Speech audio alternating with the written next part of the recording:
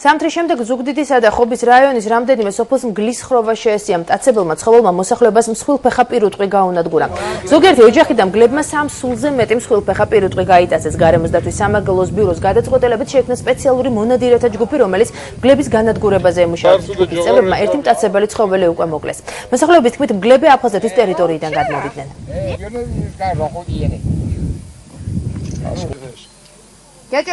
ხროვა 3 2 ერთად დადის, ეხლა უკვე ლეკვები ყავს მაგას. რა იცით რომ ლეკვები ყავს?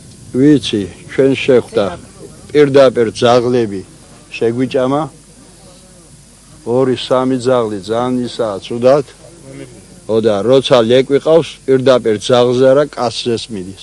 ხობის მუნიციპალური გამგეობისა და სამეგრელოს ზემოსვანეთის მონადირეთა კავშირის შორის დაიდო ხელშეკრულება, როგორც თქვენ ცნობილია, 2 მგლის მოკლის განადგურების უფლება ბრძანება მივიღეთ ჩვენ სამინისტროდან და ამის თაობაზე მუშაობს ჯგუფები, გასული არიან მონადირეთა ჯგუფები, რომელიც მორიგებენ და სისტემატურად მორიგებას ატარებენ.